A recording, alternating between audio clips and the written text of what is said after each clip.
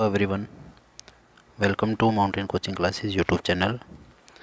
आज हम अपना थर्ड मॉक टेस्ट अटेम्प्ट करने वाले हैं, जो कि HSSC असिस्टेंट प्रोग्रामर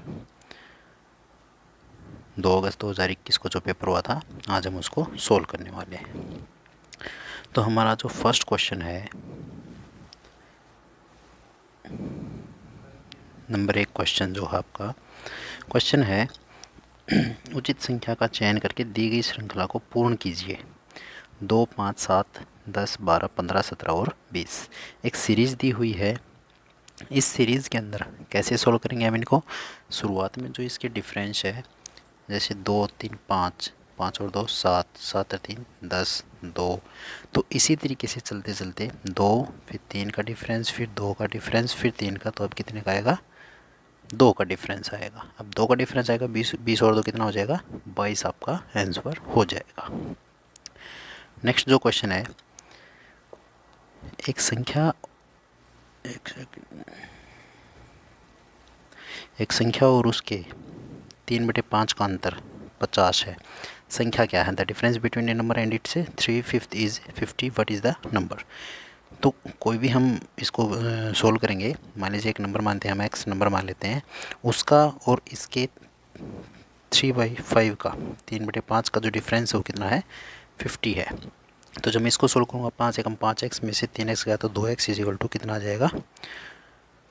5 की 50 से मल्टीप्लाई करूँगा तो मैं 250 आ जाएगा। ठीक है, तो x की वैल्यू यहाँ से कितनी आ जाएगी? 125 आपका आंसर हो जाएगा। तो यहाँ पे हमारा आंसर कितना होगा?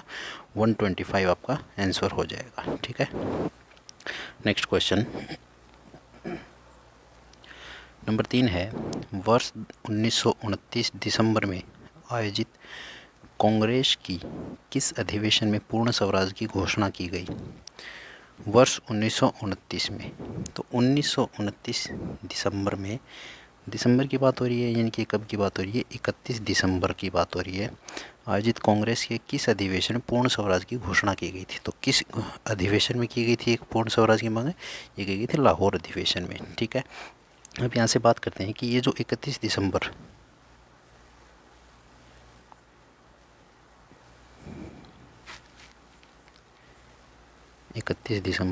1929 को जो आपका लाहौर अधिवेशन हुआ था, उसकी अध्यक्षता किसने की थी? तो उसकी अध्यक्षता किसने की थी? पंडित जवाहरलाल नेहरू ने इसकी अध्यक्षता की थी। ठीक है, तो यहाँ पे हमारा कंप्लीट आंसर क्या हो जाएगा? इसका लाहौर हमारा करेक्ट आंसर हो जाएगा। चलिए नेक्स्ट क्वेश्चन की तरफ बढ़ते हैं हम। अगला क्वेश्चन है नंबर 4, कंप्यूटर्स और the most powerful computers made and physically they are some of the largest, यानी कि कंप्यूटर सबसे शक्तिशाली कंप्यूटर बनाए गए हैं, भौतिक रूप से वो सबसे बड़े हैं। तो भौतिक रूप से वो जो सबसे बड़े हैं वो कौन से होंगे इसमें से? देखिए, जो कंप्यूटर्स की जो टाइप्स होती है, ये पीछे भी क्वेश्चन पूछा गया था कि भाई सबसे शक्तिशाली कंप्यूटर बनाएगा जो भौतिक रूप से वो सबसे बड़े हैं, तो ऐसा कौन सा कंप्यूटर है? तो इस क्वेश्चन का आंसर क्या होगा? हमारा सुपर कंप्यूटर है हमारे। ठीक है, एक क्वेश्चन और आता है कि बड़े बड़े इंस्टीट्यूट्स में जब हज़ारों लोग काम करते हैं एक ही नेटवर्क के ऊपर, तो जो वो कंप्यूटर होता है वो उस कंप्यूटर का नाम क्या होता है? तो उस कंप्यूटर का नाम हम कह देते हैं मेन फ्रेम, हमारा कंप्यूटर का नाम होता है। ठीक है, तो इस क्वेश्चन का राइट आंसर क्या हो जाएगा? हमारा सुपर कंप्यूटर आपका करेक्ट आंसर हो जाएगा। और पूछ लिया जाए कि सुपर कंप्यूटर का यूज़ किसके लिए करते हैं, तो जो मौसम संबंधी जितनी भी घटनाएं बताने के लिए किस कंप्यूटर का यूज़ किया जाता है? सुपर कंप्यूटर का यूज़ किया जाता है, यानी कि वेदर फोरकास्टिंग के लिए जिसका यूज़ किया जाता है वो क्या चीज़ है? सुपर कंप्यूटर आपका हो जाएगा। ठीक है, बढ़ते हैं हमारे नेक्स्ट क्वेश्चन की तरफ। अगला जो क्वेश्चन है हमारा, जब नवंबर 1966 में हरियाणा राज्य बना तो पंजाब और हरियाणा उच्च न्यायालय का मुख्य न्यायाधीश कौन था? ऑप्शन ए है न्यायमूर्ति रामलाल, ऑप्शन बी है न्यायमूर्ति मेहर सिंह, हरबंस सिंह और ए बी सहरिया। देखिए, क्वेश्चन बहुत इंपॉर्टेंट है ये। सबसे पहले हम पढ़ते हैं कि जो पंजाब और हरियाणा हाई कोर्ट था, Punjab and Haryana high court जो है आपका, इसकी स्थापना सबसे पहले कब हुई थी? तो सबसे पहले जब इसकी स्थापना हुई थी 1919 में इसकी स्थापना हुई थी। कहाँ पे इसकी स्थापना हुई थी? ये बना कब था? पहली बार पंजाब हरियाणा हाई कोर्ट 1919 में बना था। लेकिन इसको किस नाम से जाना था? जगह पूछ ली जाए तो क्या बोलेंगे इसको? लाहौर हाई कोर्ट के नाम से इसको जाना जाता था। उस टाइम पे लाहौर हाई कोर्ट जब इसको बोलते थे तो उस टाइम पे इसके मुख्य न्यायाधीश कौन थे? सर सादीलाल। सर सादीलाल इसके क्या थे?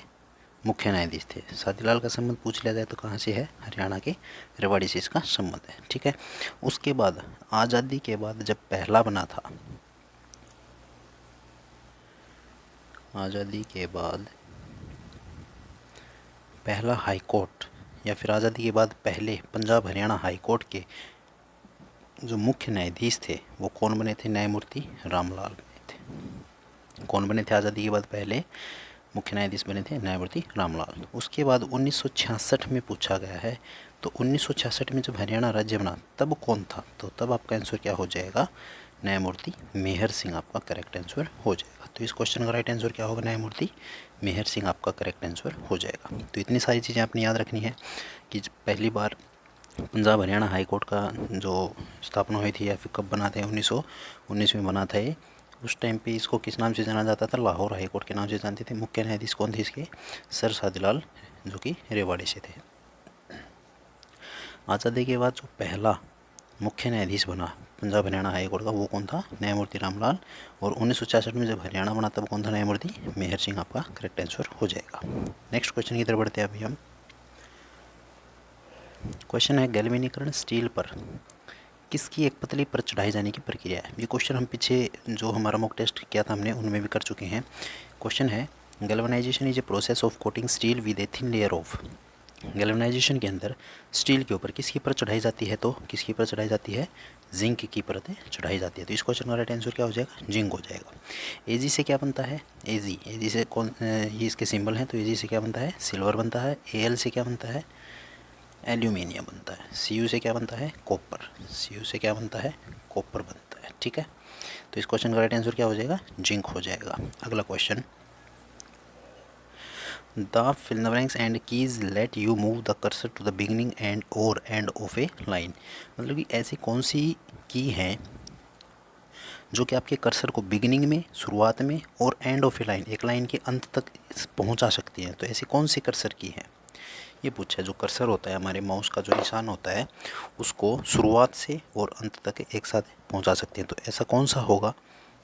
तो होम और and, home and, home, insert, ask और होम, एंड और डिलीट। देखिए जहाँ ये जो एस्क वाला है ESC, ये जो की होती है किस के लिए काम आती है? ये विंडो से बाहर निकलने के लिए। विंडो से बाहर जाने के लिए हम कौन सी की का यूज़ करते हैं? एस्केप जिसको हम बोलते हैं उसका यूज करते हैं। तो यहाँ पे हम क्या सेम कहेंगे कि अगर हमें बिगनिंग में जाना है तो किसका यूज़ करेंगे? होम का। और लास्ट में जाना है तो किसका यूज़ करेंगे? एंड का यूज़ करेंगे। तो हमारा इसका राइट आंसर क्या हो जाएगा? होम और एंड आपका करेक्ट आंसर हो जाएगा। नेक्स्ट क्वेश्चन,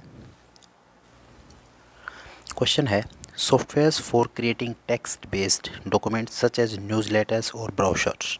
क्वेश्चन आपका पुलिस से रिलेटेड है। अभी हाल फिलहाल की जो हमारे पुलिस के एग्जाम हुए थे उनमें भी पूछा गया था कि सॉफ्टवेयर टेक्स्ट आधारित दस्तावेज जैसे न्यूज़ लेटर या ब्रोशर बनाने के लिए इनमें से किसका यूज़ किया जाता है? किसका यूज़ किया जाता है? स्प्रेडशीट मैनेजमेंट का, या फिर डाटाबेस मैनेज सिस्टम का, या फिर वर्ड प्रोसेसिंग का, या फिर प्रेजेंटेशन प्रोग्राम का। तो इनमें से न्यूज़ लेटर या ब्रोशर इनको बनाने के लिए किसका यूज किया जाता है? तो क्या होगा आपका राइट आंसर? वर्ड प्रोसेसिंग का यूज किया जाता है। ठीक है। ये जो स्प्रेडशीट होता है, स्प्रेडशीट क्या चीज़ होता है? ये स्प्रेडशीट होता है जितने भी हमारे पास डाटा हैं उनको डाटा को दर्शाने का एक विश्लेषण करने का जो तरीका होता है वो क्या कहलाता है? आपका स्प्रेडशीट कहलाता है। ठीक है। डाटाबेस मैनेजमेंट सिस्टम क्या होता है? जितनी हमारे पास इंफॉर्मेशन है, जितने हमारे पास डाटा है उन सभी का मैनेजमेंट और उनको इकट्ठा करके रखना, संगठन करके रखना, वो किसके अंदर आता है? डाटाबेस मैनेजमेंट सिस्टम के अंदर आता है। ठीक है। प्रेजेंटेशन जो प्रोग्राम होता है ये क्या चीज़ होती है? इनकी क्या काम करता है? ये इन्फॉर्मेशन को ट्रांसफ़र करता है, इनकी ये सूचना प्रेषित करता है। ये क्या करता है? सूचना प्रेषित करता है। अगर वैसे फाइल देखी जाए कि भाई किसी फाइल में ऑडियंस हैंड्स आउट बनाने के लिए या फिर स्पीकर नोट बनाने के लिए या फिर स्पीकर नोट बनाने के लिए, या फिर जितने भी इलेक्ट्रॉनिक स्लाइड वगैरह जितनी भी बनती हैं उन सबको बनाने के लिए किसका यूज़ किया जाता है? पावर प्रेजेंटेशन प्रोग्राम का यूज़ किया जाता है। तो यहाँ पे आपके न्यूज़लेटर और ब्रोशर बनाने के लिए कौन सा सही बोला जाएगा यहाँ से? तो उस क्वेश्चन का राइट आंसर क्या होगा? वर्ड प्रोसेसिंग आपका सही होगा। ठीक है, नेक्स्ट क्वेश्चन की तरफ बढ़ते हैं हम। क्वेश्चन है, in a traditional mainframe environment, each user access the mainframe's resources through a device called a। बहुत ही अच्छा क्वेश्चन है। एक पारंपरिक mainframe पर्यावरण में प्रत्येक प्रयोक्ता mainframe संसाधनों तक की युक्ति के माध्यम से पहुंच सकता है। तो किसके माध्यम से पहुंच सकता है भाई? In a traditional mainframe environment, each user access the mainframe's resource through a device। और वो डिवाइस क्या होती है आपकी? टर्मिनल होता है। क्या होता है? टर्मिनल। किसके थ्रू पहुंचा जा सकता है? टर्मिनल के जरिए पहुंचा जा सकता है। ठीक है, अगला question, what is barter system? Barter system क्या होता है इनमें से?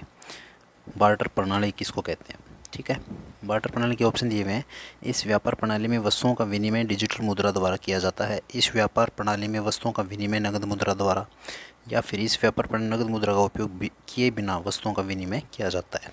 इंग्लिश में देख लेते हैं। It is a trade in which goods are exchange with the use of digital money.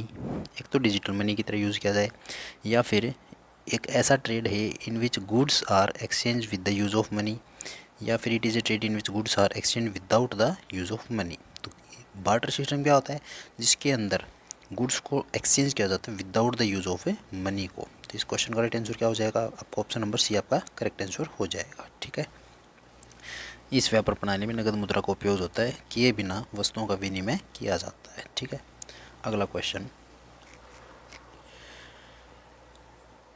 Question है, उन्हें आधुनिक हरियाणा का वास्तुकार कहा जाता है। उन्होंने 3 बार हरियाणा के मुख्यमंत्री के रूप में कार्य किया है। उक्त पंक्तियाँ किससे संदर्भित हैं? 3 बार हरियाणा के मुख्यमंत्री रहे हैं, इनमें से कौन है वो 3 बार जो रहे हैं? देखिए, जो ओम प्रकाश चौटाला हैं कितनी बार रहे हैं? ये 5 बार रहे हैं। चौधरी देवीलाल कितनी बार रहे हैं? ये कितनी बार रहे हैं आपके? 2 बार रहे हैं चौधरी देवीलाल।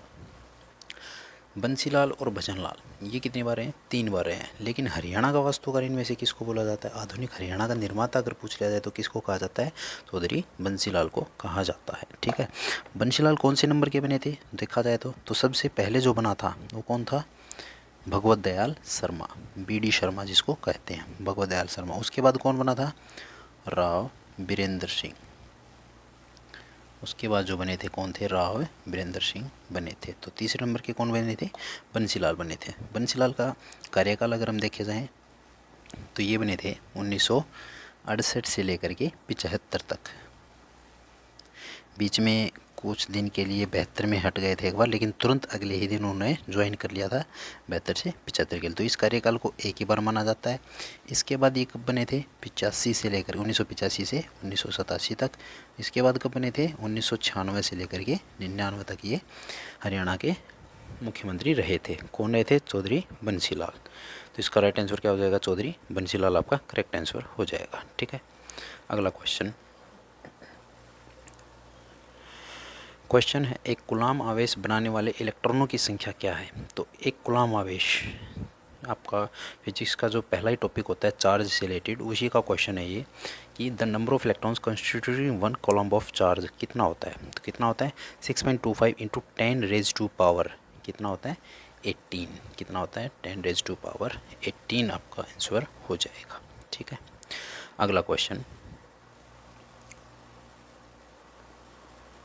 क्वेश्चन है, निम्नलिखित में से कौन सा पुरस्कार हरियाणा सरकार द्वारा पुरुषों के लिए खेलों में आजीवन योगदान के लिए दिया जाता है? ऐसा कौन सा पुरस्कार है जो खेलों में आजीवन योगदान के लिए दिया जाता है? तो देखते हैं, बारी बारी से हम सभी पुरस्कार को देखते हैं। जो आपका पहला जो पुरस्कार है विक्रमादित्य पुरस्कार, ये किसको मिलता है? विक्रमादित्य। तो किसको मिलता है? ये रेफरीज को मिलता है। किसको? रेफरी या फिर कोई एम्पायर है किसी गेम में, यानी कि जो जजिंग का कार्य करता है, जजिंग का जो कार्य करता है, निर्णय सुनाने का जो काम करता है, उसको कौन सा पुरस्कार दिया जाता है? विक्रमादित्य पुरस्कार दिया जाता है। द्रोणाचार्य किनको दिया जाता है? कोच को दिया जाता है। यानी कि जो खेल प्रशिक्षक जो होते हैं उनको कौन सा अवार्ड दिया जाता है? द्रोणाचार्य अवार्ड दिया जाता है। फिर आता है एकलव्य। एकलव्य किसको दिया जाता है? एकलव्य जूनियर प्लेयर्स को, अंडर 19 के जो प्लेयर होते हैं उनको दिया जाता है, यानी कि जूनियर प्लेयर्स को दिया जाता है। तो यहाँ पे खेलों में आजीवन योगदान के लिए पुरुषों के लिए कौन सा अवार्ड है? यहाँ पे महाराणा प्रताप अवार्ड जो कि दिया जाता है। आजीवन योगदान के लिए कौन सा दिया जाता है? महाराणा प्रताप अवार्ड। तो इस क्वेश्चन का राइट आंसर क्या हो जाएगा? हमारा महाराणा प्रताप अवार्ड आपका राइट आंसर हो जाएगा। ठीक है, अगला क्वेश्चन है तब एक अस्थायी भंडारण क्षेत्र है जो आंकड़ों को तब तक धारण करता है जब तक इसे प्रसंस्कृत किया जाए। इंग्लिश में देख लेते हैं, सिंपल रहेगा। इज ए टेम्परेरी स्टोरेज, एक ऐसी टेम्परेरी स्टोरेज जो कि स्थायी नहीं है, area that holds data until it can be processed, मतलब कि एक डाटा को तब तक होल्ड करके रखता है जबकि उसके ऊपर कार्रवाई नहीं होती, जब तक उसको प्रोसेस में नहीं लाया जाता है। तो ऐसे जो आपका स्टोरेज होता है इसको क्या बोलते हैं हम? तो क्या बोलेंगे इसको हम? बफर। इसको क्या बोला जाएगा? बफर आपका करेक्ट आंसर यहाँ पे हो जाएगा। ठीक है, इसी को हम क्या नाम दे सकते हैं? डाटा बफर भी नाम दे सकते हैं, डाटा बफर भी इसी को हम बोलते हैं। तो या तो आपका ऑप्शन डाटा बफर मिलेगा या फिर अकेला बफर भी आपका आंसर होगा। ठीक है, अगला क्वेश्चन, नेक्स्ट क्वेश्चन है, ध्यान से पढ़ेंगे। 2011 की जनगणना के अनुसार निम्न में से कौन सा कथन सत्य है? इनमें से कौन सा कथन सही है, ये चीज़ पूछी है। पहला जो आपका कथन है, हरियाणा का ग्रामीण पुरुष साक्षरता दर कितना है? 84.06%। हरियाणा का ग्रामीण महिला साक्षरता दर कितना है? 65.94%। तो इनमें से कौन सा कथन आपका सही है? तो इनमें से कौन सा कथन सही है हमारा? देखिए, जो हरियाणा की जो जनसंख्या होती है, पुरुष साक्षरता दर जो है आपकी, वो आपकी स्पेशल ग्रामीण और शहरी के आधार पर नहीं दे रखी है। हम यहाँ पे जो आंकड़े जानेंगे वो क्या क्या आंकड़े हैं, जैसे जो कि सबसे पहले हम जानते हैं टोटल पुरुष साक्षर कितने हैं। ठीक है, टोटल, एक सेकंड, टोटल पुरुष मेल इलिटरेट कितने हैं यहाँ पे? मेल लिटरेचर कितने हैं यहाँ पे? टोटल पुरुष साक्षर कितने हैं? 84.10%। ये आपके क्या है? कुल पुरुष साक्षरता है। अगर कुल साक्षरता पूछी जाए हरियाणा की तो वो कितनी है? 75.60%। ये क्या है? आपकी कुल प्रतिशतता है किस चीज़ की? कुल साक्षरता की। अब बात की जाए ग्रामीण साक्षरता की, तो ग्रामीण साक्षर कितने हैं आपके? पुरुष महिला का कोई चक्कर नहीं है, ग्रामीण साक्षरता जो है आपकी वो कितनी है? 72.74%। 72.74%। अच्छा, यहाँ पे अगर मान लीजिए शहरी पूछ लिया जाए, शहरी साक्षरता कितनी है, तो शहरी साक्षरता आपकी कितनी हो जाएगी? 79.89%। ठीक है, सर्वाधिक साक्षर जिला कौन सा है? गुरुग्राम। और सबसे कम कौन सा है? मेवात है। ठीक है, तो यहाँ पे इस क्वेश्चन के अकॉर्डिंग जो हमारा डाटा दे रखा है 2011 की जनगणना, इनमें से कौन सा सत्य है? तो ना तो पहला सत्य है ना ही दूसरा सत्य है। ठीक है, आपका यहाँ पे आंसर क्या हो जाएगा? ना तो एक और ना ही दो। आंकड़े मैंने आपको बता दिए हैं। ग्रामीण साक्षर है 72.74, और शहरी साक्षरता जो है वो क्या है? 79.89%। ठीक है, अगला क्वेश्चन, वर्तमान में हमारे देश में कितने जैव मंडल संरक्षण क्षेत्र यानी कि बायोस्फीयर रिजर्व स्थापित किए गए हैं? तो टोटल कितने स्थापित किए गए हैं बायोस्फीयर रिजर्व? तो इनकी जो संख्या है वो कितनी है? 18। कितनी है? 18 हमारे देश में कितने टोटल जैव मंडल संरक्षण क्षेत्र यानी कि बायोस्फीयर रिजर्व स्थापित किए गए? 18 बायोस्फीयर रिजर्व। ठीक है, अगला question, first female speaker of Haryana Vidhan Sabha. तो विधानसभा की पहली महिला स्पीकर कौन थी? कौन थी हरियाणा विधानसभा की पहली महिला स्पीकर? बार बार पढ़ते हो आप, तो इस क्वेश्चन का जो आपका राइट आंसर होगा वो क्या होगा? श्रीमती सन्नो देवी आपका राइट आंसर हो जाएगा। क्या हो जाएगा? श्रीमती सन्नो देवी कौन थी? पहली महिला स्पीकर थी। अगर यहाँ पे बात की जाए, ये तो होगा ही महिला स्पीकर, लेकिन यहाँ पे पूछ लिया जाए कि भाई पुरुष स्पीकर कौन था? विधानसभा का पहला पुरुष स्पीकर कौन था? तो कौन था? राव वीरेंद्र सिंह। राव वीरेंद्र सिंह आपका यहाँ पे आंसर सही हो जाएगा। तो पहला पुरुष स्पीकर कौन था? राव वीरेंद्र सिंह। और पहली महिला कौन थी? सन्नो देवी। अगला क्वेश्चन, इनमें से कौन सी कंप्यूटर मेमोरी में टेक्स्ट के एक मुद्रित पृष्ठ या ग्राफिक की प्रतिलिपि बना सकते हैं, स्क्रैच डाटा बनाने में आपको मुक्त कर सकते हैं। देखिए, a fill the blanks can copy a printed page of text और a graphic into the computer's memory, freeing you from creating the data from scratch. देखिए, हमें डाटा को इमेज के रूप में स्टोर करना, पेज ऑफ ए टेक्स्ट और a graphic into the computer memory में फीड करना, आपने कॉपी करना उस चीज़ को। तो किसके ज़रिए हम कॉपी कर सकते हैं इन सब चीज़ों को हम किसके ज़रिए कॉपी करेंगे इनको, स्कैनर के द्वारा हम इनको कॉपी कर सकते हैं। तो यहाँ पे आपका करेक्ट आंसर क्या हो जाएगा, स्कैनर आपका सही हो जाएगा। ट्रैक बॉल क्या होता है, ट्रैक बॉल होता है माउस से संबंधित। माइक्रोफोन एक अलग ही चीज़ होगी जो कि आवाज़ के लिए यूज़ होता है, टच पैड एक टच के लिए यूज़ होता है, ये अलग चीज़ होगा, ठीक है। इनकी जो लैपटॉप वगैरह में जो एक स्पेस होता है जो माउस की तरह काम करता है उसको हम क्या बोलते हैं, टच पैड बोलते हैं, ठीक है। नेक्स्ट क्वेश्चन है हमारा, क्वेश्चन है is not only unwanted it close your email accounts and uses unnecessary server space. क्या आंसर सी हो जाएगा, इसका बार बार क्वेश्चन पूछा गया है। इनमें से न केवल अवांछित, यह आपके ईमेल खातों को रोक देता है और अनावश्यक सर्वर स्थान का प्रयोग करता है। तो ऐसी चीज़ों को हम क्या बोलते हैं, ऐसे जो मैसेजेस आते हैं उनको हम क्या बोलते हैं। तो ऐसे मैसेजेस का नाम क्या होगा, स्पैम ईमेल होगा। क्या नाम होगा इनका, स्पैम ईमेल आपका करेक्ट आंसर हो जाएगा, ठीक है। तो यहाँ पे आपका आंसर हो जाएगा स्पैम ईमेल। अगला क्वेश्चन है, इम्पोर्टेंट क्वेश्चन है, पुलिस में पूछा गया क्वेश्चन है ये, अभी जो अभी कुछ दिन पहले जो पुलिस के आपके एग्ज़ाम हुए उनमें पूछा गया है कि जेनेरिक शब्द हार्डवेयर के किसी टुकड़े से संबंधित है। तो जेनेरिक शब्द किस हार्डवेयर के किस टुकड़े से संबंधित है, तो जेनेरिक शब्द है किससे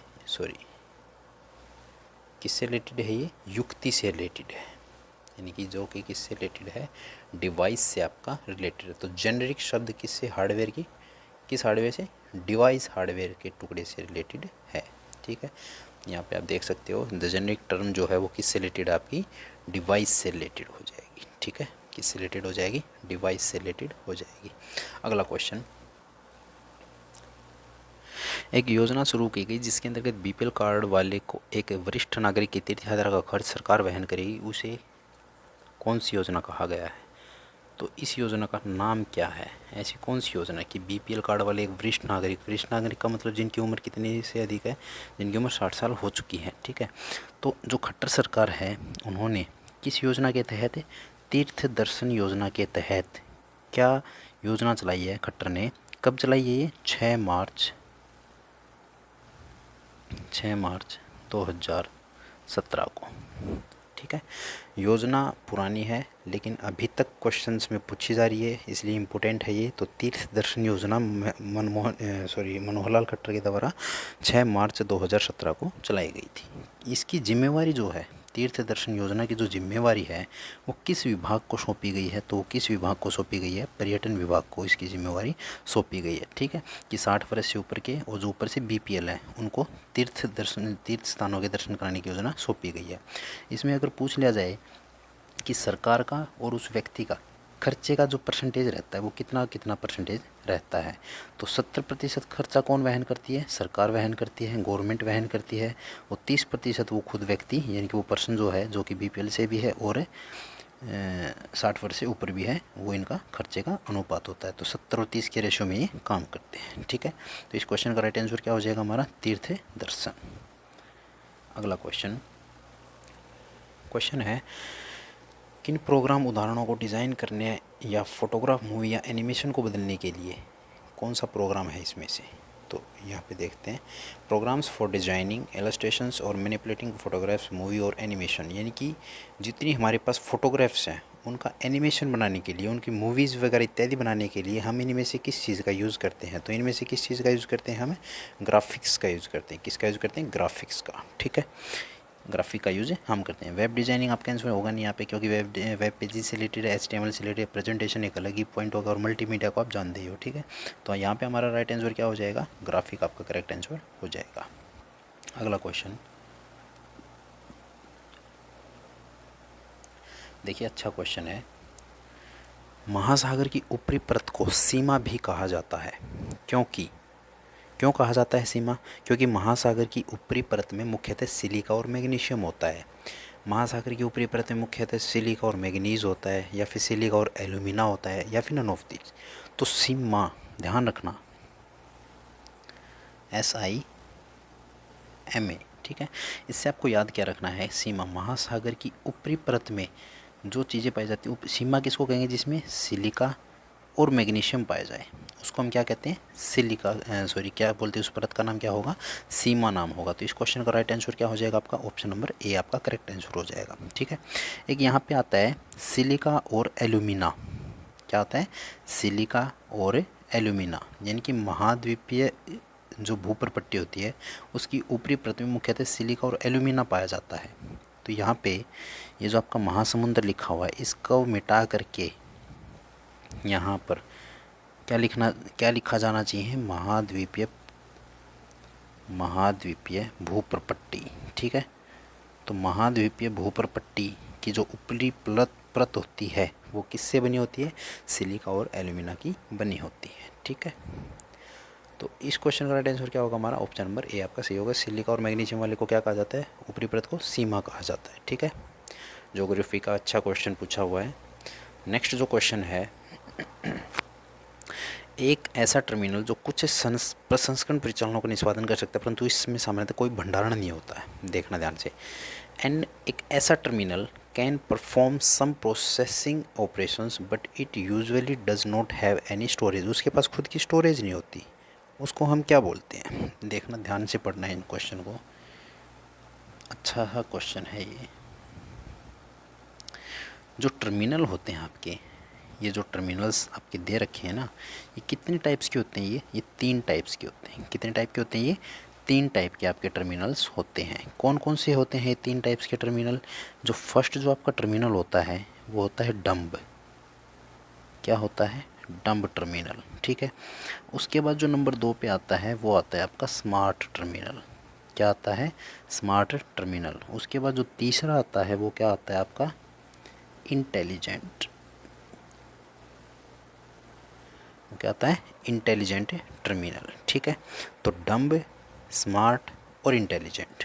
डंब टर्मिनल जो होता है इसके अंदर कीबोर्ड और मॉनिटर, केवल 2 ही चीज़ों के बीच में होता है ये जो टर्मिनल होता है, कीबोर्ड से और मॉनिटर के बीच में, यानी कि इससे जब हम चीज़ों को डिलीट करते हैं हमें बहुत सारी दिक्कत आती है, क्योंकि मॉनिटर और कीबोर्ड का यूज़ होता है बस इसमें।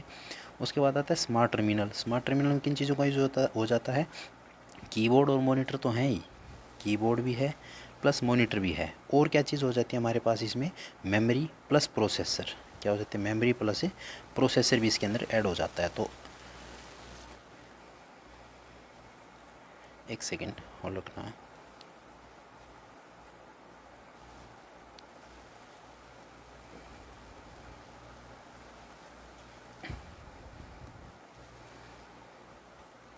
तो ये जो हमने 3 तरह के जो टर्मिनल आपको बताए हैं, 3 टर्मिनल्स, कौन कौन से होते हैं, नंबर 1 पे क्या आता है, डंब आता है, नंबर 2 पे क्या आता है, स्मार्ट, और नंबर 3 पे क्या आता है, इंटेलिजेंट। नंबर 3 पे जो आपका आता है टर्मिनल वो कौन सा होगा, इंटेलिजेंट टर्मिनल, ठीक है। तो ये 3 टर्मिनल होते हैं। मैंने आपको बताया डंब में कीबोर्ड प्लस मॉनिटर का, स्मार्ट में कीबोर्ड, मॉनिटर, मेमोरी और प्रोसेसर, इन चारों चीज़ों का यूज़ होता है। लेकिन इंटेलिजेंट जो होती है, इंटेलिजेंट में मेमोरी नहीं होती है, ठीक है। तो इससे आप डाटा स्टोरेज नहीं कर सकते हैं। तो यहाँ पे इस क्वेश्चन में जो आपका राइट आंसर होगा वो क्या हो जाएगा, यहाँ पे आपका राइट आंसर वो होगा इंटेलिजेंट, आपका यहाँ पे करेक्ट आंसर हो जाएगा, ठीक है। तो याद रखना आपने, एक ऐसा टर्मिनल जो परफॉर्म कर सकता है कोई प्रोसेसिंग ऑपरेशन, लेकिन उसके पास डाटा स्टोरेज नहीं हो सकती, does not have any storage, खुद के पास उसकी डाटा स्टोरेज नहीं है, तो ऐसा कौन सा टर्मिनल है, वो इंटेलिजेंट टर्मिनल उसको बोला जाएगा। अगला question, the first battle of Tarain, Tarain का पहला युद्ध किस वर्ष में हुआ था, तराइन का प्रथम युद्ध किस वर्ष में हुआ, बताएंगे। तराइन के 2 युद्ध हुए हैं, कौन कौन से, फर्स्ट और सेकंड, ठीक है। तो जो पहला युद्ध हुआ था तराइन का प्रथम युद्ध, वो कब हुआ था, 1191 में आपका पहला युद्ध हुआ था, ठीक है। किस किस के बीच हुआ है ये, तो ये हुआ है आपका गोरी, मोहम्मद गोरी, और किसके बीच हुआ है, पृथ्वीराज चौहान के बीच, किसके पास हुआ है ये, पृथ्वीराज चौहान के बीच में हुआ है। दूसरा युद्ध भी इन्हीं के बीच में हुआ था, यानी कि सेकंड जो आपका वार हुआ था तराइन का, वो कब हुआ था, 1192 में आपका हुआ था, ठीक है। पहले युद्ध जो पहली लड़ाई थी वो किसने जीती थी, चौहान जीता था। कौन? पृथ्वीराज चौहान ने जीती थी। लेकिन जो दूसरी लड़ाई थी वो कौन जीता था? ये गोरी जीता था। दूसरी लड़ाई को किसने जीता था? मोहम्मद गोरी ने जीता था। ठीक है, अगला क्वेश्चन, KO2 में प्रत्येक ऑक्सीजन परमाणु को एक उपचयन संख्या दी गई है, यानी कि in KO2 each oxygen atom is assigned as an oxidation number of, तो उसका ऑक्सीडेशन नंबर, यही क्वेश्चन आपका पुलिस में अभी रिपीट हुआ है। और इसका राइट आंसर क्या हो जाएगा इस क्वेश्चन का, कि ऑक्सीडेशन स्टेट किसकी? KO2 में ऑक्सीजन एटम की कितनी होती है? तो इस क्वेश्चन का राइट आंसर आपका कितना हो जाएगा? 0.5 आपका करेक्ट आंसर हो जाएगा। ठीक है, तो इसका राइट आंसर क्या होगा? ऑप्शन नंबर सी आपका करेक्ट आंसर हो जाएगा। अगला question, the most common type of personal computer is the computer APC that is designed to sit on a desk or table। बिल्कुल आसान सा है। डेस्क और टेबल पे बैठ कर के जब हम किसी कंप्यूटर के लिए काम करते हैं तो उसको क्या बोला जाता है? तो उस कंप्यूटर का नाम क्या होता है? आपका डेस्कटॉप होता है। क्या नाम होता है उसका? डेस्कटॉप। ठीक है, अगला क्वेश्चन, क्वेश्चन है कंप्लीट द सीरीज़। सीरीज़ को आपने कंप्लीट करना है। सीरीज़ क्या है? 2, 3, 5, 7, 11, 17, 19। देखना आपको दिखाई दे रहा होगा इस क्वेश्चन में, ये जो सीरीज़ है किस प्रकार चली है? 2, 3, 5, 7 अभाज्य संख्याएं चलनी। 11, 13, 17, 19। 19 के बाद अभाज्य संख्या कौन सी होगी? 23 होगी। कौन सी होगी? 23 होगी। ठीक है, नेक्स्ट क्वेश्चन, साइना नेहवाल ने कब हुए लंदन ओलंपिक में कांस्य पदक जीता था? इससे पिछली वीडियो जो हमने की थी सेम क्वेश्चन उसमें आपका आया हुआ है, यानी पिछली नहीं, जो हमारी फर्स्ट वीडियो डली हुई है उसमें आपका क्वेश्चन नंबर 20 का है, साइना नेहवाल ने किस में हुए लंदन ओलंपिक में कांस्य पदक जीता? एज इट इज़ कॉपी हुआ है आपका ये क्वेश्चन। तो इस क्वेश्चन का राइट आंसर क्या हो जाएगा आपका? लंदन में ओलंपिक कब हुए हैं? 2012 में हुए। कब हुए हैं? 2012 में हुए थे। ठीक है, इसमें उसने कौन सा पदक जीता था? कांस्य पदक जीता था। अच्छा, अगर बात की जाए 2008 के कहाँ पे हुए थे? बीजिंग में। 2008 के जो ओलंपिक हुए थे वो कहाँ हुए थे? बीजिंग में, जिसने अभिनव बिंद्रा ने गोल्ड मेडल जीता था। किसने? अभिनव बिंद्रा ने। ठीक है, और बात की जाए तो 2000 में कहाँ हुआ था? सिडनी में हुआ था। 2016 का कहाँ हुआ था? रियो डी जेनेरियो, जो कि ब्राज़ील में पड़ता है, वहाँ पे हुआ था। ठीक है, और भारत में कब होगा ये? पहली बार 2036 में भारत में होगा। ये आपको याद रखना है कि पहली बार भारत में ओलंपिक का आयोजन कब किया जाएगा? 2036 में इसका आयोजन किया जाएगा। ठीक है, नेक्स्ट क्वेश्चन, अगले क्वेश्चन की तरफ हम बढ़ते हैं। निम्न में से उस शब्द को चुनिए वर्णानुक्रम में सजाने पर जो सबसे अंत में आएगा। सबसे लास्ट में आपने डिक्शनरी के अकॉर्डिंग देखना है, तो डायलॉग, डायफ्राम, डायलेक्ट या डायगोनल कौन सा आएगा इनमें से? डिक्शनरी के अकॉर्डिंग देखिए तो हम DIA सभी में कॉमन है। सबसे लास्ट में पूछा है ना, तो सबसे लास्ट में G, P और L, इनमें से क्या आता है? सबसे लास्ट में P वाला आता है। तो आपका करेक्ट आंसर क्या हो जाएगा? DIPHGRAGM। ठीक है, क्योंकि डिक्शनरी के अनुसार DIA तो सभी में सेम होता है। अब सबसे लास्ट वाले उससे पहले क्या मिल जाएगा आपको? DIAG मिल जाएगा। उसके बाद क्या मिल जाएगा? L वाले मिलेंगे, फिर आपको क्या मिलेंगे? P वाले मिलेंगे। ठीक है, अगला क्वेश्चन,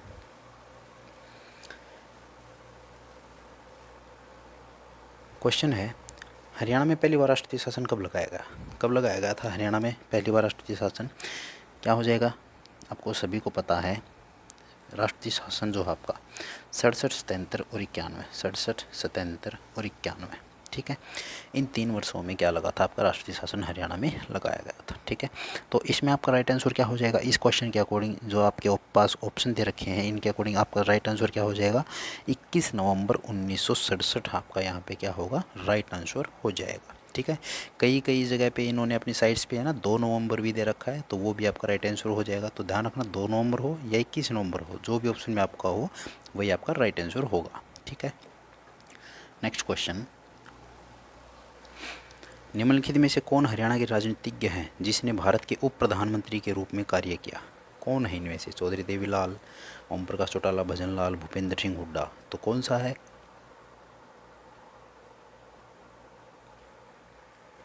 ओम प्रकाश चौटाला होगा नहीं, ना ही भजन लाल होगा और ना ही भूपेंद्र सिंह हुड्डा होगा।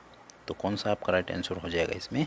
चौधरी देवीलाल आपका करेक्ट आंसर हो जाएगा। ठीक है, तो भारत के उप प्रधानमंत्री के रूप में किसने काम किया है? चौधरी देवीलाल ने काम किया है। ठीक है, डिप्टी प्राइम मिनिस्टर जिसको हम बोलते हैं, जो कौन है वो चौधरी देवीलाल। ओम प्रकाश चौटाला कितनी बार मुख्यमंत्री बने हैं? हरियाणा के 5 बार सीएम बने हैं। अगला क्वेश्चन, निजी कंप्यूटरों को क्या कहते हैं? क्योंकि ये लोगों द्वारा प्रयोग किए जाने के लिए बनाए गए सबसे छोटे कंप्यूटर हैं। सबसे छोटे कंप्यूटर और लोगों के लिए यूज़ किए जाने वाले, जो हम नॉर्मल जिनको हम यूज़ करते हैं। Personal computers are also called because they are among the smallest computers created for people to use. देखिए नैनो कंप्यूटर तो बिल्कुल बारीक हो जाते हैं, मिनी कंप्यूटर उनसे थोड़े बड़े होते हैं, लेकिन जो नॉर्मल पर्सनल जो कंप्यूटर बनाए गए लोगों के यूज़ करने के लिए, उन कंप्यूटर्स को हम क्या बोलते हैं? तो उन कंप्यूटर्स को हम क्या बोलते हैं? माइक्रो कंप्यूटर्स बोलते हैं। क्या बोलते हैं उनको? माइक्रो कंप्यूटर्स हम बोलते हैं। तो इन क्वेश्चन का राइट आंसर क्या होगा? Micro computers. अगला क्वेश्चन है ISFR 2019 के अनुसार निम्नलिखित में से किस राज्य में देश का सबसे बड़ा मैंग्रोव कवर है? कहाँ पे है? मैंग्रोव वन कहाँ पे है?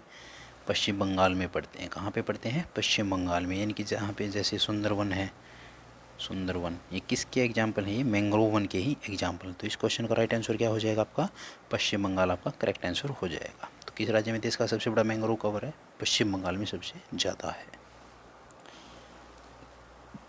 उसके बाद पूछा है कौन सी जो की हैं वो मॉडिफायर की कहलाती हैं?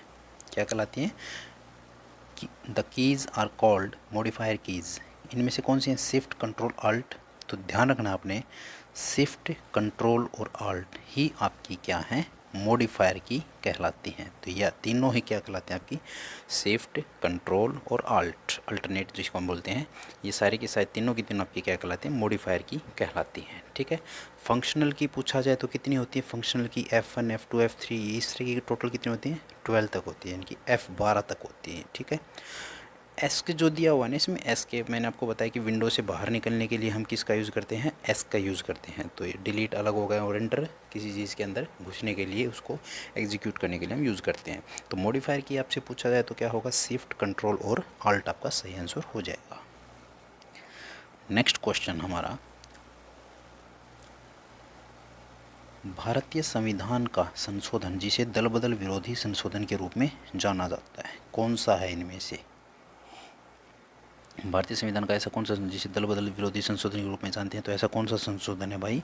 52वां संशोधन है। कौन सा है? 52वां संशोधन। और ये जो 52वां संशोधन है, इसके अंदर दल बदल मतलब पूछ लिया जाए कि दल बदल जो रिलेटेड है, ये सारी चीज़ें ये कौन सी अनुसूची में जोड़ी गई हैं? तो किस अनुसूची में जोड़े गए हैं दल बदल वाली चीज़ें? 10वीं अनुसूची में जोड़ी गई हैं। किसमें? 10वीं अनुसूची में। ठीक है। अच्छा, पहली बार जो संविधान में संशोधन हुआ था वो कब हुआ था? पहली बार संशोधन कब हुआ था?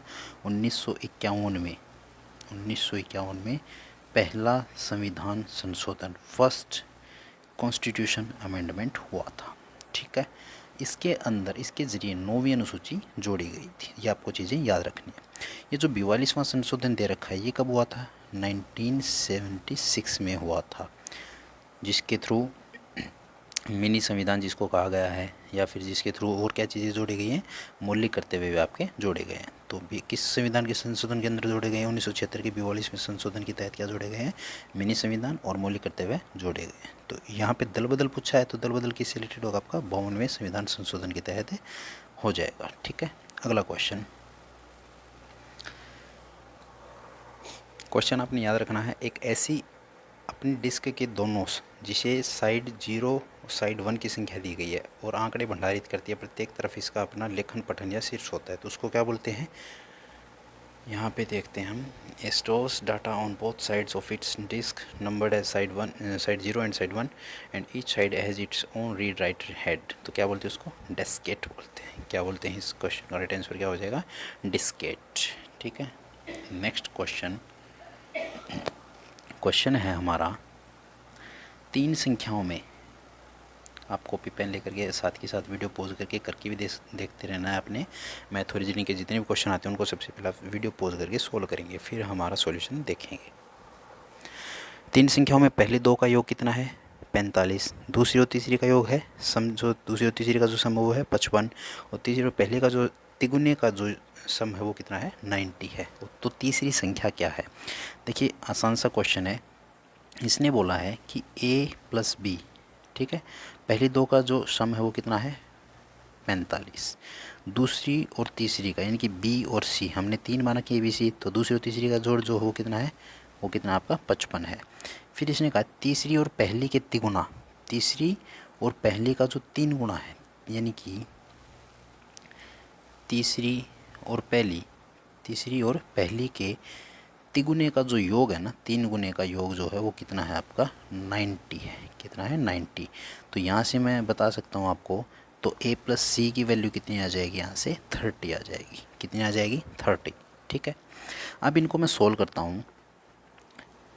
2 कॉमन आ जाएगा, सभी को जोड़ेंगे हम, तो 2 into A+B+C is equal to, इस साइड कितना आ जाएगा आपका, ये इन सबको जोड़ेंगे 45, 55 और 30, सभी को जब मैं जोड़ता हूँ तो हमारे पास आ जाएगा 65 ना, सॉरी एक सेकेंड, 130। कितना आ जाएगा यहाँ से,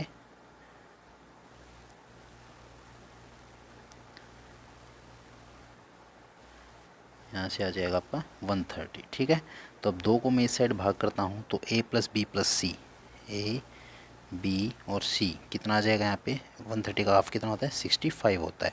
इसमें आपको A+B की वैल्यू दे रखी है, कितनी है 45 है, तो 45 65 में से माइनस करूँगा तो आपका राइट आंसर कितना हो जाएगा 20, आपका यहाँ पे करेक्ट आंसर आ जाएगा। तो जो हमारी C की वैल्यू है, थर्ड जो हमारे नंबर है वो कितना है 20 हो जाएगा। तो इसका राइट आंसर क्या होगा 20, आपका राइट आंसर हो जाएगा। अगला क्वेश्चन देखते हैं हम। क्वेश्चन है Khalistani is a set of instructions that makes the computer perform task. एक ऐसा सेट ऑफ इंस्ट्रक्शन, क्वेश्चन याद रखना आपने, सेट ऑफ इंस्ट्रक्शन जो होता है वही आपका क्या कहलाता है, सॉफ्टवेयर कहलाता है। सेट ऑफ इंस्ट्रक्शंस को हम क्या बोलते हैं, सॉफ्टवेयर बोलते हैं। ये चीज़ आपको याद रखनी। निर्देशों का एक ऐसा समुच्चय जो कंप्यूटर से कार्य करवाता है वो कौन है, सॉफ्टवेयर है। ठीक है, नेक्स्ट क्वेश्चन। क्वेश्चन अच्छा है, अरविंद केजरीवाल के संबंध में निम्नलिखित कथनों पर विचार करें। पहला जो इसने विचार दे रखा है वो है, उसे 2006 में रमन मैगसेसे अवार्ड से सम्मानित किया गया। बिल्कुल सही है, फर्स्ट जो है आपका करेक्ट आंसर है। 2006 में उन्हें क्या मिला था, रमन मैगसेसे अवार्ड से सम्मानित किया गया था। दूसरा, वह आम आदमी पार्टी का राष्ट्रीय संयोजक है। ये भी आपका राइट हो जाएगा, वह आम आदमी पार्टी का क्या है, राष्ट्रीय संयोजक है। उसके बाद इसने कहा है कि वह एक पूर्व भारतीय प्रशासनिक अधिकारी है। वह एक पूर्व भारतीय प्रशासनिक अधिकारी था। पूर्व भारतीय प्रशासनिक अधिकारी का मतलब कि वो IAS था, लेकिन वो IAS नहीं था, वो क्या था, वो इंडियन रेवेन्यू सर्विस में था। किस में था, IRS, इंडियन रेवेन्यू सर्विस जो होती है उसमें टैक्स असिस्टेंट था। और किस में, इनकम टैक्स में। इनकम टैक्स में क्या था, ये टैक्स असिस्टेंट के रूप में काम किया था इन्होंने। तो ये एक पूर्व भारतीय प्रशासनिक अधिकारी ना होकर के एक IRS डिपार्टमेंट में थे, इनकम टैक्स असिस्टेंट के रूप में इन्होंने काम किया था। ठीक है, तो इसका फर्स्ट और सेकंड आपका सही हो जाएगा, लेकिन थर्ड गलत है। तो आपका राइट आंसर यहाँ पे क्या हो जाएगा, ऑप्शन नंबर A आपका राइट आंसर हो जाएगा। 1 और 2 तीनों नहीं होंगे। ठीक है, तो 1 और 2 आपका करेक्ट आंसर हो जाएगा। अगले क्वेश्चन हम देखते हैं। रिया की ओर इशारा करते हुए नितिन ने कहा, मैं उसकी माँ के पुत्र का एकमात्र पुत्र हूँ। रिया का नितिन से क्या संबंध है। आप इस तरह के क्वेश्चन को, रिलेशंस के क्वेश्चन को अपनी खुद की सिचुएशन के अकॉर्डिंग सोच के देखना। तो रिया की ओर इशारा कर नितिन ने कहा है कि मैं उसकी माँ के पुत्र का एकमात्र पुत्र हूँ। तो रिया नितिन की क्या लगने लग जाएगी, बुआ लगने लग जाएगी। रिया नितिन की क्या लगेगी, बुआ लगेगी। ठीक है, आप इसको सोल्व करके देख लेना, बुआ। नेक्स्ट क्वेश्चन इंग्लिश में देखते हैं इसको हम। एक ऐसा टर्मिनल डज नॉट प्रोसेस और स्टोर डाटा, जो कि डाटा को प्रोसेस भी नहीं कर सकता और स्टोर भी नहीं कर सकता। इससे पहले जो हमने पढ़ा था ना, वो प्रोसेस कर सकता है डाटा को, ठीक है, लेकिन ये ना तो प्रोसेस कर सकता ना ही स्टोर कर सकता है। It is simply N input output device है कि ये बस इनपुट आउटपुट बोले तो कीबोर्ड और मॉनिटर से रिलेटेड। ठीक है, that functions as a window into a computer located somewhere else. तो ऐसे टर्मिनल को हम क्या बोलते हैं, तो ऐसा टर्मिनल क्या होता है आपका, डम्ब टर्मिनल होता है, जिसमें आपका कीबोर्ड और मॉनिटर का यूज जिसमें होता है। तो इसका राइट आंसर क्या हो जाएगा, डम्ब टर्मिनल। ठीक है, next question. A popular type of hand held computer, ध्यान रखना आपने, हैंड हेल्ड जो कंप्यूटर होते हैं आपके, इनको बोला जाता है PDA। क्या बोला जाता है इनको, पीडीए, यानी कि पर्सनल डिजिटल असिस्टेंट। तो आपका राइट आंसर क्या हो जाएगा यहाँ पे, ऑप्शन नंबर ए आपका क्या हो जाएगा, राइट आंसर हो जाएगा, पर्सनल डिजिटल असिस्टेंट। ठीक है, नेक्स्ट क्वेश्चन की तरफ हम बढ़ते हैं। नेक्स्ट जो हमारा क्वेश्चन है 44 का क्वेश्चन पूछा है कि पैरालंपिक खेलों में पदक जीतने वाली हरियाणा की प्रथम भारतीय महिला कौन थी। तो पैरालंपिक पूछा है, पैरालंपिक पूछा है, तो आपका राइट आंसर क्या हो जाएगा, दीपा मलिक आपका करेक्ट आंसर हो जाएगा। बाकी जो तीनों हैं ये तो ओलंपिक से रिलेटेड थी,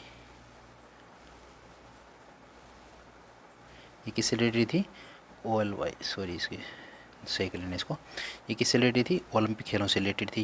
लेकिन पैरालंपिक के लिए पूछा है तो कौन सी सही हो जाएगा आपका, दीपा मलिक आपका राइट आंसर हो जाएगा। ठीक है, हाँ दीपा मलिक के बारे में आपने एक लाइन और ध्यान रखनी है कि जो आपकी भारतीय पैरालंपिक समिति है उसकी अध्यक्ष किसको बनाया गया है। तो भारतीय पैरालंपिक्स कमेटी की जो हेड बनाई गई, जो अध्यक्ष बनाए गए, वो किनको बनाया गया है, दीपा मलिक को ही बनाया गया है। ठीक है, दीपा मलिक, दीपा मलिक किस खेल से संबंधित हैं, पहली बार पूछ लिया जाए, दीपा मलिक किस गेम से संबंधित हैं, ये तो शॉट पुट से संबंधित, किससे, शॉट पुट से। ठीक है, और शॉट पुट में इन्होंने रजत पदक जीता था। कौन सा पदक जीता था, रजत पदक। कब जीता था, रियो ओलंपिक गेम्स में। कहाँ पे, रियो में जब हुए थे उसमें इन्होंने कौन सा जीता था, रजत पदक जीता था। रियो ओलंपिक कब हुए थे, 2016 में आपके रियो ओलंपिक से गेम हुए थे। ठीक है, कहाँ से हैं ये दीपा मलिक है, तो ये हैं आपकी भैंसवाल सोनीपत, भैंसवाल खुर्द सोनीपत से हैं, जो कि आपका गोहाना से पहला गांव जो होता है, जो आता है,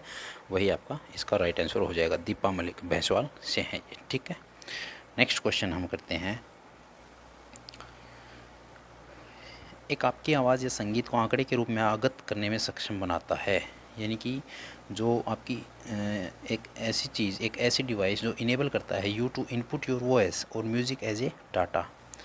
म्यूज़िक से रिलेटेड आ गया आपका आंसर, तो क्या राइट आंसर हो जाएगा, बिल्कुल सिंपल सा आपको दिखाई दे रहा है, क्या आंसर हो जाएगा आपका, माइक्रोफोन आपका आंसर हो जाएगा। ठीक है, अगला क्वेश्चन, बाकी तीनों चीज़ें इसमें अलग है, मॉनिटर, स्कैनर और कीबोर्ड, वो तीनों ही चीज़ें अलग है। नेक्स्ट पूछा है, समीकरण 2, 6, 12, 14, 4 और 2, 11 में क्वेश्चन मार्क के स्थान पर कौन सा गणितीय प्रक्रिया आना चाहिए। ठीक है, तो क्वेश्चन मार्क के नंबर पे क्या आना चाहिए कि आपका एक जब मैं इस इक्वेशन को सोल्व करें तो 11 आए। आप करके देख लेना, मैं आपको बता देता हूँ कि मैं यहाँ पे क्वेश्चन मार्क पे सबसे पहले रखता हूँ 6 दूनी 12, 12 में से मैं क्या माइनस करूँगा, 4 भाग करूँगा तो 3 आएगा, तो 12 में से 3 गया तो 9, 9 में 2 जोड़ूंगा तो 11 आपका आंसर हो जाएगा। तो यहाँ पे आपका करेक्ट आंसर क्या हो जाएगा, क्वेश्चन मार्क के स्थान पे क्या आएगा, मल्टीप्लाई का साइन आ जाएगा। अगला क्वेश्चन, कंप्यूटर बड़ी संस्थाओं जैसे बीमा कंपनियों, बैंकों में प्रयोग की जाए, जहाँ कई लोगों को बार बार वही आंकड़े प्रयोग करने पड़ते हैं। तो इन कंप्यूटर सिस्टम सारे ये जो होते हैं बड़ी बड़ी संस्थाओं में, जो भी कंप्यूटर आपका यूज़ किया जाएगा ना, वो कौन सा हो जाएगा, मेन फ्रेम आपका कंप्यूटर हो जाएगा। तो राइट आंसर क्या होगा आपका यहाँ पे, मेन फ्रेम कंप्यूटर। अगला क्वेश्चन, कौन सा पक्षी विहार हरियाणा के गुरुग्राम में स्थित है, हरियाणा के गुड़गांव में कौन सा स्थित है, तो हरियाणा के गुड़गांव में कौन सा स्थित है, सुल्तानपुर पक्षी विहार आपका कहाँ पे है, गुड़गांव में आपका स्थित है। अगर बात की जाए तो ये बोनल झील जो पक्षी विहार है, बर्ड सेंचुरी जो है, बोनल लेक बर्ड सेंचुरी, ये कहाँ पे है आपका, ये है कर्नाटक में। कहाँ पे है ये, कर्नाटक के अंदर मौजूद है। ठीक है, भरतपुर पक्षी विहार कहाँ पे है, तो ये है आपका राजस्थान में। भरतपुर और केवला देव पूछा जाए तो ये कहाँ पे है, राजस्थान में है। सलीम अली पक्षी विहार कहाँ पे है, तो ये कहाँ पे आपका, जैंड के, जम्मू कश्मीर में आपका मौजूद है। तो पक्षी विहार हरियाणा में पूछा गया तो कौन सा है, सुल्तानपुर पक्षी विहार आपका राइट आंसर हो जाएगा। अगला क्वेश्चन, पूर्वी पंजाब उच्च न्यायालय की स्थापना में 15 अगस्त 1947 को कहाँ हुई थी। अच्छा क्वेश्चन दिया हुआ है कि पूर्वी पंजाब उच्च न्यायालय की स्थापना 15 अगस्त 1947 को कहाँ पे की गई थी, शिमला में की गई थी। कहाँ पे की गई थी, शिमला में। मैंने आपको थोड़ी देर पहले ही बताया था कि पहली बार जो पंजाब हरियाणा हाई कोर्ट था, जिसको लाहौर न्यायालय के नाम से जानते थे, उसकी स्थापना कब हुई थी, 1919 में हुई थी। ठीक है, उस टाइम पे कौन थे, सर सादीलाल उसके मुख्य न्यायाधीश थे, जो कि रेवाड़ी से थे। उसके बाद 17 जनवरी 1955 को, उसके बाद उसके बाद 15 अगस्त 1947 को उसकी स्थापना की गई। कहाँ पे देखा जाए तो कहाँ पे की गई थी, शिमला में की गई थी। उसके बाद की जो तारीख आपको याद रखनी है वो याद रखनी, 17 जनवरी 1955। 17 जनवरी 1955 में ये शिमला से चंडीगढ़ ट्रांसफ़र किया गया था। इसको शिमला से चंडीगढ़ ट्रांसफ़र किया गया था। ठीक है, तो 3 डेट याद रखने आपने। 1919 पंजाब हरियाणा हाई कोर्ट की स्थापना, लाहौर हाई कोर्ट के नाम से जानते थे। 15 अगस्त 1947 को कहाँ हुई इसकी स्थापना? शिमला में हुई। 17 जनवरी 1955 को इसको शिमला से कहाँ ले जाया गया? चंडीगढ़ स्थानांतरित कर दिया गया। ठीक है, तो करेक्ट आंसर क्या हो जाएगा? ऑप्शन नंबर सी आपका यहाँ पे करेक्ट आंसर हो जाएगा। अगला क्वेश्चन है, हरियाणा के किस प्रसिद्ध शिक्षाविद ने केरल और गुजरात के राज्यपाल के रूप में काम किया है? तो केरल और गुजरात दोनों के राज्यपाल के रूप में काम किया हुआ इसने कह रहा है, तो कौन हो जाएगा आपका राइट आंसर? यहाँ पे क्या हो जाएगा? स्वरूप सिंह आपका राइट आंसर हो जाएगा। तो क्या क्वेश्चन का राइट आंसर क्या होगा? स्वरूप सिंह आपका करेक्ट आंसर हो जाएगा। ठीक है, अगला क्वेश्चन है, एक पृष्ठ के बाएं दाएं ऊपर और नीचे के जो खाली स्थान है उनको इनमें से क्या बोला गया है? ठीक है, जो आपका एक एम्प्टी स्पेस होता है along the left right top और बॉटम ऑफ ए पेज, उसको क्या बोला जाता है? देखिए, मान लीजिए जैसे ये आपका एक इस तरह का A4 साइज़ आपका पेज है, कंप्यूटर के अंदर ये खुला हुआ है। ठीक है, इसी के अंदर इस प्रकार से दाएं बाएं ऊपर और नीचे ये क्या बच जाता है आपका? यहाँ पे गैप बच जाता है। ठीक है, ये जो स्थान होता है ना, यहाँ पे इस जगह पे और इस जगह पे, इसको हम क्या बोलते हैं? मार्जिन्स बोलते हैं। इस स्थान को हम क्या बोलते हैं? मार्जिन्स बोलते हैं। ठीक है, तो याद रखना आपने, लेफ़्ट राइट टॉप और बॉटम जो पेज की चारों तरफ खाली जगह रहती है उसको बोलते हैं मार्जिन। अच्छे तरीके से इसको याद कर लेना। ठीक है, नेक्स्ट जो क्वेश्चन है आपका वो है, हरियाणा के बेहतरीन खिलाड़ियों के लिए राज्य का सर्वोच्च पुरस्कार है। तो हरियाणा के बेहतरीन खिलाड़ियों के लिए राज्य का सर्वोच्च पुरस्कार इनमें से कौन सा है? भीम पुरस्कार, प्रताप पुरस्कार, रानी लक्ष्मीबाई या गुरु वशिष्ठ पुरस्कार? तो आपका राइट आंसर क्या हो जाएगा? बेहतरीन जो खिलाड़ी होंगे उनको मिलेगा भीम अवार्ड। क्या मिलता है उनको? भीम अवार्ड मिलता है। ठीक है, भीम अवार्ड के अंदर प्रतिवर्ष ये कितने खिलाड़ियों को दिया जाता है? 5 प्लेयर्स को दिया जाता है। कितने प्लेयर्स को दिया जाता है? 5 प्लेयर्स को दिया जाता है। ठीक है, और 5 प्लेयर्स में कितने कितने रुपए दिए जाते हैं उनको? 5-5 लाख रुपए दिए जाते, राशि दी जाती है। महाराणा प्रताप पुरस्कार पूछा जाए तो ये किनको मिलता है? ये जीवन भर पुरुष को, जीवन भर या आजीवन खेलों में जिसका योगदान रहा है उन पुरुषों को ये दिया जाता है। जीवन भर महिला जो होती हैं उनको कौन सा दिया जाता है? इनमें से उनको दिया जाता है रानी लक्ष्मीबाई पुरस्कार। ठीक है, गुरु वशिष्ठ किसको दिया जाता है? कोच को दिया जाता है ये। ठीक है, तो जीवन भर जो खेलों में योगदान देने के लिए पुरुषों को कौन सा अवार्ड मिलता है? महाराणा प्रताप पुरस्कार, जिसके अंदर 2 लाख रुपए की राशि होती है। ऐसा ही रानी लक्ष्मीबाई जो कि महिलाओं को दिया जाती है, इसके अंदर भी कितने की राशि होती है? 2 लाख रुपए की राशि दी जाती है। नेक्स्ट क्वेश्चन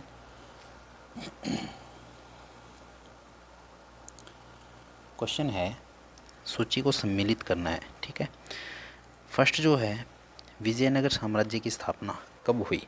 उसके बाद Vasco D gamma, British India की स्थापना और पानीपत का प्रथम युद्ध। ठीक है, तो विजयनगर साम्राज्य की स्थापना कब हुई थी और वास्को डी गामा भारत कब आया था? तो वास्को डी गामा भारत कब आया था? 1498 में भारत आया था। विजयनगर साम्राज्य की स्थापना कब हुई थी? 1336 में विजयनगर साम्राज्य की स्थापना हुई थी। ठीक है, उसके बाद कहा है कि ब्रिटिश इंडिया कंपनी की स्थापना कब हुई? ब्रिटिश ईस्ट इंडिया कंपनी की स्थापना कब हुई थी? वो 1600 में थी। कब हुई थी? 1600 के अंदर। और पानीपत का प्रथम युद्ध कब हुआ है?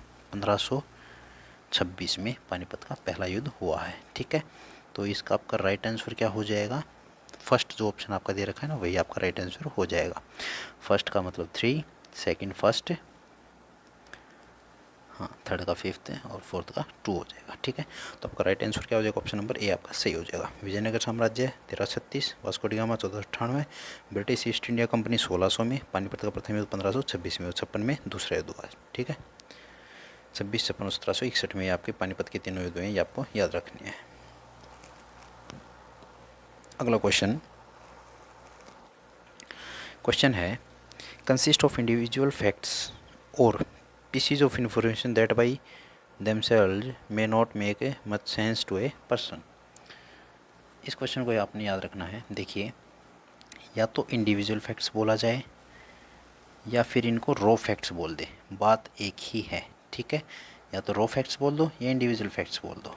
और pieces of information that by themselves may not make much sense to a person, व्यक्तिगत तथ्यों या सूचनाओं के टुकड़ों से बना होता है जो स्वयं के द्वारा एक व्यक्ति के लिए अधिक महत्वपूर्ण नहीं होता है। तो इस क्वेश्चन का आपका राइट आंसर क्या होगा? क्या चीज़ होती है जो इसके लिए इतना महत्वपूर्ण नहीं होता है? मे नॉट मेक सच सेंस नहीं बनती उसके लिए। तो क्या है आपका डाटा, आपका यहाँ पे करेक्ट आंसर हो जाएगा। ठीक है, next some memory chips retain the data they hold even when the computer is turned off, this type of permanent memory is called. मतलब कि कुछ मेमोरी चिप्स अपने धारण किए हुए आंकड़ों को पुनः प्राप्त कर सकती है तब भी जब कंप्यूटर को बंद कर दिया जाए। इस प्रकार की स्थायी मेमोरी को क्या बोलते हैं? इस प्रकार की स्थायी मेमोरी को बोला जाता है अपरिवर्तनशील, यानी कि नॉन वोलेटाइल मेमोरी, यानी कि क्या बोलेंगे इसको? Non volatile memory. ठीक है। और जो अपने मतलब कि डाटा को पुनः प्राप्त नहीं कर सके वो क्या होगा? आपका परिवर्तनशील हो जाएगा। ठीक है। तो इस क्वेश्चन का राइट आंसर क्या हो जाएगा? हमारा अपरिवर्तनशील आपका करेक्ट आंसर हो जाएगा, यानी कि नॉन वोलेटाइल आपका करेक्ट आंसर होगा।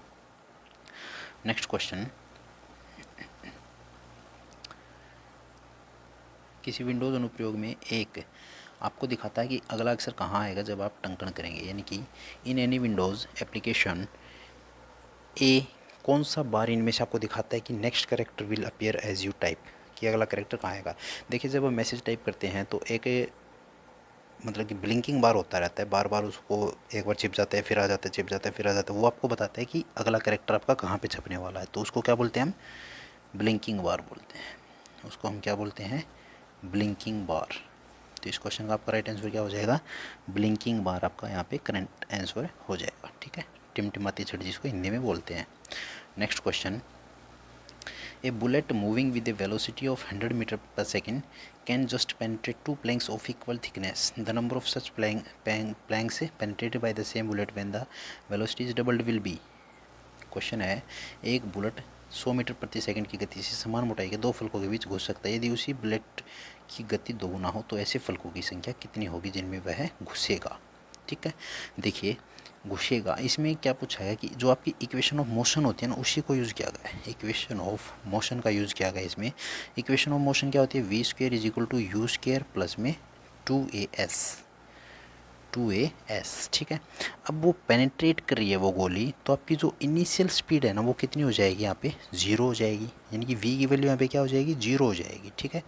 और जो आपका एक्सेलेरेशन है, जो आपका एक्सेलेरेशन वो क्या होगा? नेगेटिव होगा। तो यहाँ से हम कह सकते हैं कि यू स्क्वायर माइनस क्या होगा? यहाँ पे 2as होगा, यानी कि एक्सेलेरेशन की वैल्यू क्या होगी? आपकी नेगेटिव होगी। तो v आपकी 0 हो गई, v का हमें यूज़ करना ही नहीं है, तो हम यूज़ क्या करेंगे? U square minus 2as is equal to 0। तो u square is equal to क्या होगा? 2a ऐसे हो जाएगा। ठीक है। अब जो ये जो s हमने लिखा है, s जो होता है आपका किसके डायरेक्टली प्रोपोर्शनल होता है? u के आपका डायरेक्टली प्रोपोर्शनल होता है, यानी कि ठीक है।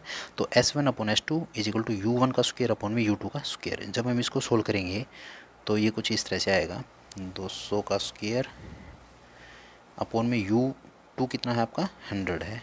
ठीक है। और मल्टीप्लाई में क्या आ जाएगा आपका? 2 आ जाएगा। ठीक है। 2as हो जाएगा ना। तो यहाँ से देखिए हम 2 का स्क्वायर करेंगे तो 2 इंटू 2 यानी कि 2 दूनी 4 दूनी 8 हो जाएगा। तो यहाँ पे आपका करेक्ट आंसर क्या आ जाएगा? 8 आपका यहाँ पे राइट आंसर हो जाएगा। ठीक है। अगला क्वेश्चन, निम्न में से कौन हरियाणा विधानसभा के स्पीकर सर्वाधिक बार रहे हैं? पिछले पेपर में इसको मैंने करवाया हुआ है आपको।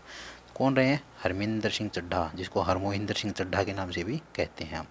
तो सर्वाधिक बार हरियाणा विधानसभा के स्पीकर जो रहे हैं, हरमोहिंदर सिंह चड्ढा। नेक्स्ट क्वेश्चन, एक विशेष सॉफ्टवेयर और उपकरणों और के साथ एक शक्तिशाली निजी कंप्यूटर जो नेटवर्क में प्राथमिक कंप्यूटर के रूप में कार्य करता है। A Khalistan is usually powerful personal computer with special software and equipment that enable it to function as the primary computer to the network. बहुत ही अच्छा क्वेश्चन है। एक ऐसा सर्वर इसने पूछा है जो कि विशेष सॉफ्टवेयर उपकरणों के बीच में शक्तिशाली निजी कंप्यूटर खुद का बनाया हुआ क्या है? एक ऐसा नेटवर्क जो नेटवर्क में प्राथमिक कंप्यूटर पूछा है ना, तो नेटवर्क से रिलेटेड जब भी पूछेगा तो क्या होगा? इसका आंसर यहाँ पे आपका नेटवर्क सर्वर आपका यहाँ पे राइट आंसर हो जाएगा। ठीक है। पीडीए हैंड हेल्ड होता है, आपको बताया था मैंने, हैंड हेल्ड और पीडीए एक ही बात है। वर्क स्टेशन आपका आंसर यहाँ पे होगा नहीं। यहाँ पे हमारा जो राइट आंसर होगा वो क्या होगा? आपका नेटवर्क सर्वर आपका यहाँ पे करेक्ट आंसर हो जाएगा। अगला क्वेश्चन, सबसे बड़ा किसी दिए गए समय पर हज़ारों प्रयोक्ताओं हज़ारों यूज़र्स की प्रोसेसर आवश्यकताओं को संभाल सकता है। हज़ारों यूज़र्स पूछा है इसने, तो आपका आंसर क्या हो जाएगा? Main frame. क्या होगा? Main frame. ठीक है। नेक्स्ट क्वेश्चन की तरफ हम बढ़ते हैं। अगला क्वेश्चन हमारा, एक कंप्यूटर को बताते हैं कि इसके घटकों को कैसे प्रयोग किया जाए, यानी कि एक इनमें से कौन सा सिस्टम है जो कि टेल करता है, हमें बताता है कि computer how to use its own components, कि कंप्यूटर के उसके घटकों को कैसे यूज़ में लाया जाए। तो कौन बताता है हमें? उसका ऑपरेटिंग सिस्टम बताता है हमें। कौन बताता है? उसका ऑपरेटिंग सिस्टम। तो यहाँ पे आपका राइट आंसर क्या हो जाएगा, ऑपरेटिंग सिस्टम। ठीक है, नेक्स्ट क्वेश्चन आपने जोड़े फाइंड आउट करने, यहाँ पे कौन सा इसमें सही आएगा। तो देखिए लता मंगेशकर गायिका थी, तो मिताली राज कौन हो जाएगी, ये के क्रिकेटर। कौन हो जाएगी, ये के क्रिकेटर। लता मंगेशकर गायिका से है, तो मिताली राज किससे रिलेटेड हो जाएंगी, क्रिकेटर से रिलेटेड आपका यहाँ पे आंसर हो जाएगा। ठीक है, नेक्स्ट क्वेश्चन, हरियाणा पंचायती राज अधिनियम 1994 का अध्याय कौन सा जो कि जिला परिषद के कार्य और कर्तव्यों से संबंधित है। तो कौन है भाई ऐसा, तो वो है आपका अध्याय 16वां। कौन सा है, अध्याय 16वां, ये आपने ध्यान रखना है।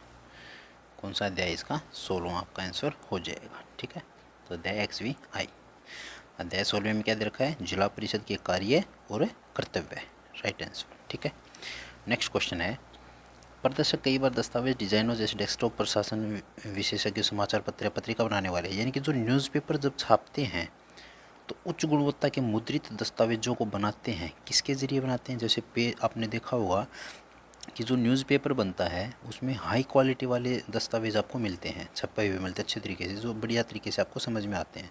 तो वो इनमें से किसके द्वारा यूज़ होते हैं भाई तो इसका राइट आंसर क्या हो जाएगा आपका, पेपर वाइट। क्या बोलते हैं इसको, पेपर वाइट बोलते हैं। ये एक ऐप होती है, उसके ज़रिए इनको बनाते हैं। ठीक है, डिस्प्ले करते थे, पढ़ लेना आप इसको। तो इसका आंसर, राइट आंसर क्या हो जाएगा हमारा, पेपर वाइट। ठीक है, ये आपका करेक्ट आंसर हो जाएगा। अगला क्वेश्चन है, थे पोलर का प्राचीन स्थल हरियाणा में कहाँ स्थित है। थे पोलर पूछा है, थे पोलर कहाँ से है, थे पोलर रट लेना भाई, कहाँ से है, कैथल से है। ठीक है, इसके बाद यांत्रिक युक्तियाँ जो कंप्यूटर बनाती हैं, ऐसी यांत्रिक युक्तियाँ जो कि कंप्यूटर बनाती हैं, किससे रिलेटेड बनाती हैं, mechanical devices that makes up the computer are called, क्या बोलते हैं उसको, हार्डवेयर। क्या बोलते हैं इसको, हम हार्डवेयर बोलते हैं। ठीक है, अगला क्वेश्चन, क्वेश्चन पूछा किस भाग में भिन्न आरोही क्रम में है। भिन्नों का आरोही क्रम पूछा है इसने। ठीक है, आप इसको सोल्व करके देख लेना, मैंने सोल्व करके देख लिया। इसको क्रॉस मल्टीप्लाई करके आप सोल्व करके देख सकते हैं। तो आपका राइट आंसर जो होगा वो क्या होगा, 11/14, 16/19, 19/21 आपका यहाँ पे राइट आंसर हो जाएगा। ठीक है, नेक्स्ट क्वेश्चन, हरियाणा का ताऊ देवीलाल स्टेडियम एक खेल स्टेडियम है, कैसा खेल स्टेडियम है ये, फुटबॉल, हॉकी, चेस और मल्टी स्पोर्ट। क्या है, ताऊ देवीलाल स्टेडियम है एक, किससे रिलेटेड है, बहुउद्देशीय खेलों से रिलेटेड है, यानी कि मल्टीपर्पज़ एक स्टेडियम है। ठीक है, नेक्स्ट क्वेश्चन, पीसी एक नोटबुक पीसी के सभी काम करता है परंतु वे हल्के होते हैं और विशेष पेन, स्टाइलिश या एक डिजिटल पेन से आवक स्वीकार करते हैं। पूछा है, the PCs offer all the functionality of a notebook PC but they are lighter and can accept input from a special pen. Pen के द्वारा जिनको हम चलाते हैं, एक स्टाइलिश डिजिटल पेन होता है, उसके द्वारा हम इनको चलाते हैं। तो वो क्या होते हैं आपके, टैबलेट।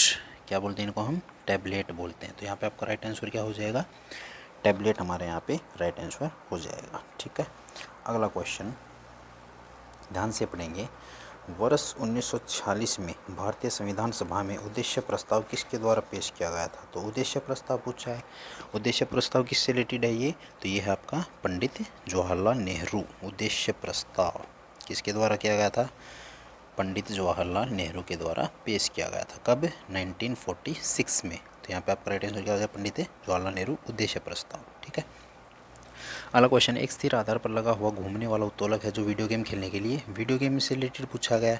बिल्कुल सही और सिंपल आंसर हो जाएगा इसका, क्या हो जाएगा, जॉयस्टिक। बाकी तीनों ऑप्शन इसके लिए गलत है। ठीक है, वीडियो गेम खेलने के लिए एक छोटा रिमोट टाइप का होता है जिसके ऊपर एक बटन लगा होता है, उसको मतलब कि किसी भी तरफ हम यूज़ कर सकते हैं दोनों अंगूठों से। तो वो क्या हो जाएगा आपका, जॉयस्टिक आपका यहाँ पे राइट आंसर हो जाएगा। नेक्स्ट क्वेश्चन है, the operator takes a number of variables as its input or produces an output of 1 if any of the inputs are 1।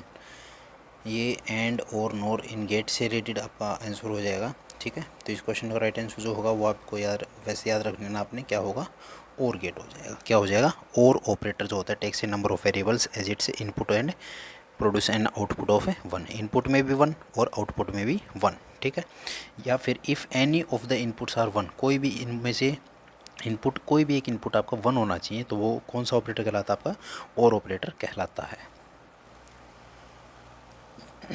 अगला क्वेश्चन है, विश्व विख्यात स्मारक ताजमहल किस नदी के किनारे पर स्थित है? तो ताजमहल पूछा है किस नदी के किनारे से संबंधित है? यमुना नदी से, यमुना नदी के किनारे पे स्थित है। ठीक है, अगला क्वेश्चन हम बढ़ते हैं। वर्ड एक क्या डाल देता है जब पृष्ठ भर जाता है और दूसरा पृष्ठ वांछित होता है? यानी कि जब हम मान लीजिए कि MS वर्ड में टाइपिंग करते हैं, ठीक है, तो जब एक पेज वर्ड में इंसर्ट करते हैं हम, when the page is full हो जाता है, अनदर पेज इज़ नीडेड, हमें दूसरे पेज की ज़रूरत होती है, तो उसके लिए क्या यूज़ करते हैं हम? Soft page break. क्या यूज़ करते हैं उसके लिए? हमें सॉफ्ट पेज ब्रेक। आपका यहाँ पे क्या होगा? राइट आंसर हो जाएगा। ठीक है, नेक्स्ट क्वेश्चन है, कॉमनवेल्थ खेलों में एक स्वर्ण पदक जीतने वाला पहला भारतीय कौन था? बहुत ही अच्छा क्वेश्चन है। कॉमनवेल्थ खेलों में, अभी तो हाल फिलहाल में गीता फोगाट का जिक्र आता है, लेकिन कॉमनवेल्थ खेलों में अगर पूछा जाए कि स्वर्ण पदक गोल्ड मेडलिस्ट जीतना और पहला भारतीय पूछा है, पहला भारतीय कौन है? यहाँ पे आपका लीलाराम सांगवान। कौन है? लीलाराम सांगवान। ठीक है, अगला जो हमारा क्वेश्चन है बैक स्पेस कुंजी कर्सर के किस साइड के अक्षरों को मिटाता है?